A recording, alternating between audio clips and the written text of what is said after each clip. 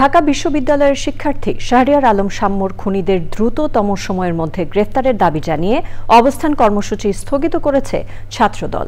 শাম্মুর প্রকৃত খুনিদের গ্রেফতার করা হয়নি জানিয়ে ছাত্রদল সভাপতি বলেন, আসামিদের আইনের আওতায় আনা না হলে কঠোর কর্মসূচি দেয়া হবে। এছাড়া শাম্মুর খুনিদের বিচারের দাবিতে ক্যাম্পাসে প্রতিবাদ সমাবেশ করেছে সহপাঠীরা। রিয়াজ ইসলামের রিপোর্ট। এই ঈদে জামা জুতো অ্যাকসেসরিজের ডিসকাউন্ট।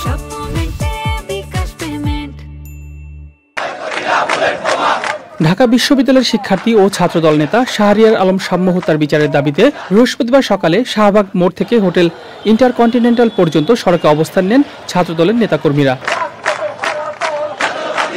সড়ক অবরোধের কারণে শাহবাগ এলাকায় বন্ধ হয়ে যায় যান চলাচল। 7 ঘন্টা অবরোধ শেষে সংবাদ মাধ্যমের সঙ্গে কথা বলেন ছাত্রদল সভাপতি। এই ছাত্রদলের নেতাকর্মীদের মনোভাব বুঝতে চেষ্টা করুন, তাদের মনের ভাষা বুঝতে চেষ্টা করুন। আপনার অতি শীঘ্রই অতি দ্রুততম সময়ে শাম্মের হত্যাকাণ্ডের সাথে যে বা যারাই জড়িত থাকুক তাদেরকে গ্রেপ্তারের চেষ্টা চালান এবং বিচারের আওতায় নিয়ে আসুন। যদি আপনারা অতি দ্রুততম সময়ে গ্রেপ্তার করতে ব্যর্থ হন, আমরা স্পষ্ট ভাষায় বলছি আরো বৃহত্তর কর্মসূচি ঘোষণা করব। হাজার হাজার নেতাকর্মী এখনো রাজপথে অবস্থান করছে, কিন্তু আমরা তার সত্ত্বেও আমরা আমাদের কর্মসূচি আনুষ্ঠানিক সমাপ্তি ঘোষণা করছি। ছাত্রদল সভাপতি বলেন, শাম্মু হত্যার বিচার না পেলে যমুনা ঘেরাও কর্মসূচি দেওয়া হবে। আমরা শান্তিপূর্ণভাবে প্রতিবাদ জানিয়ে যাচ্ছি, তারা যেন বুঝতে পারে যে এর থেকেও অনেক বড় কর্মসূচি ছাত্রদল প্রণয়ন করতে পারে। আমরা শাহবাগে আজকে অবস্থান গ্রহণ করছি।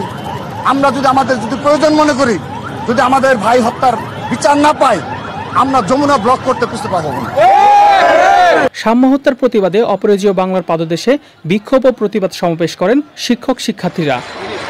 রিয়াজ ইসলাম, চ্যানেল আই, ঢাকা।